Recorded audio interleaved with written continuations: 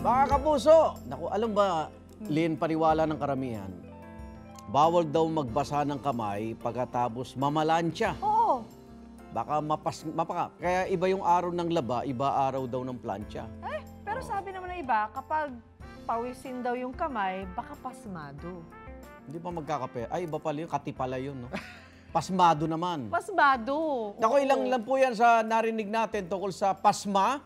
Pero ano nga ba mga ito? At yan ang ating ikokonsulta ngayong umaga. Dito tayo sa ating UH Clinic. That's right. The doctor is in dito sa UH Clinic. Usapang pasma tayo kasama si Dr. Nica Reyes, isang neurologist. Good morning, Doc Nica.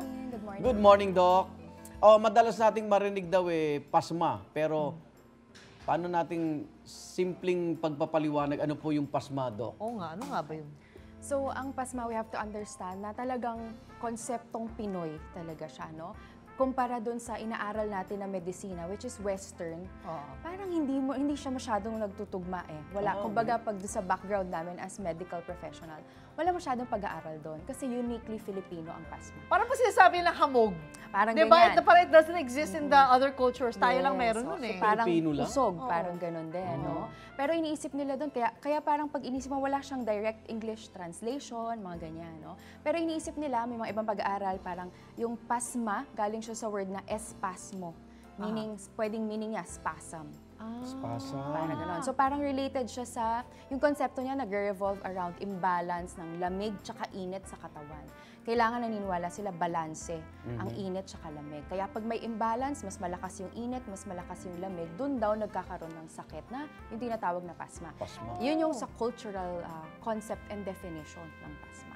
Okay, so kasi isa po sa mga nararamdaman kapag sinasabing pasmado, yung nanginginig yung kamay at paa o kaya nagpapawis. So ano ba yung posibleng cause ng mga ito? Yan. So, yung mga sinasabi na pasma, yung panginginig, pamamanhid, sometimes nga parang sinasabi lang naninigas, pati mga balikat, mga ibang parts ng katawan.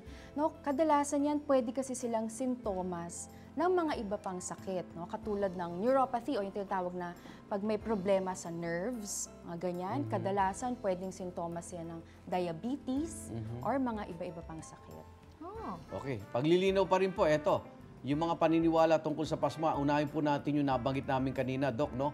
Kapag katatapos lang daw mamalansya, hindi pwedeng magbasa ng kamay o paglaba. Totoo ba ito? May epekto ba yun?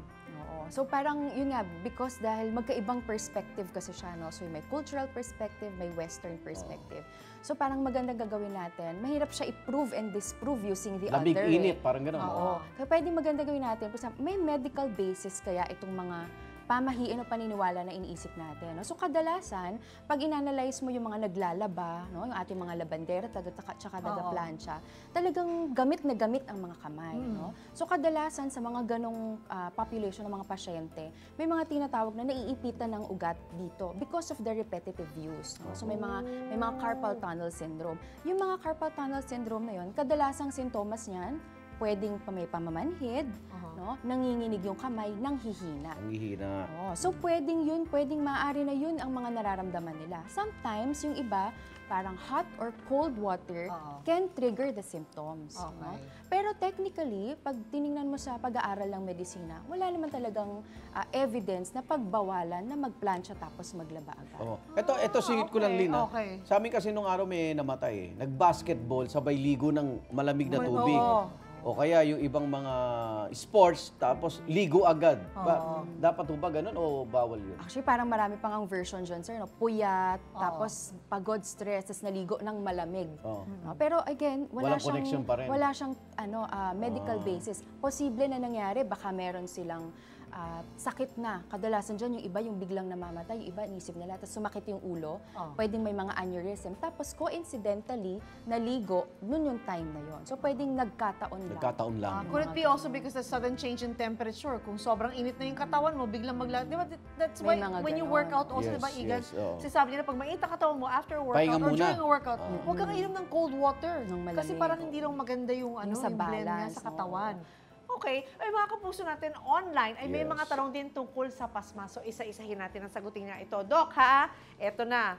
Ang first question natin ay galing kay MRS. So, good evening. Unang hit. Pwede po ba ako maligo agad pagkatapos kung mainitan sa labas? Yes, we're speaking about that. Oo, yun yung pinag-isipin natin kasi nga, well, technically nga, kung basta hindi naman nakakasama sa'yo, hindi naman siya pinagbabawal talaga. Okay. So, yung iba kasi, they want to rest, lalo na kung after magtrabaho sa labas, mainitan, kasama doon yung muscle exhaustion, no? So, pagod yung mga muscle, nalalambot. So, parang, kasi pag nag-cold water ka, pwede siyang manigas or may-relax. Pero either way, pahinga muna. wala namang problema talaga.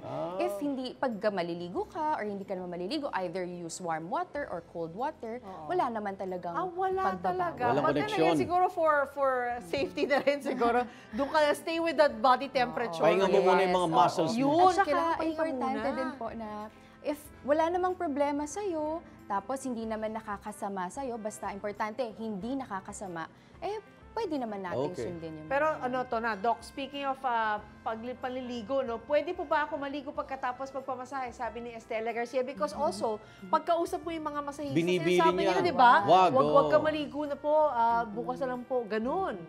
Tsaka ang advice nila, warm water. Yes. Kasi parang in a state of relaxed yung muscle, no? Isa pa doon, may mga ina-apply din kasi sila ng mga essential oils na mas nakakaganda daw sa body kaya ayaw nila ma-wash out. Pero again, related siya sa pinarelax yung muscle, kumbaga parang niluto o pinakuluan yung muscle mo. Tapos lalo na kapag pinalamigan mo. So parang kasi minsan kapag pinalamig, pag malamig, pwedeng magkaroon ng mga muscle spasm or paninigas. No? So parang ganun. There you go. Ingat lang. Nako, dami nating natutunan. Maraming salamat kay Dr. Nica Reyes. Sa iba pang usaping pangkalusugan, syempre, ikukonsulta natin yan dito sa UH Clinic. Magbabalik po ang unang hirit.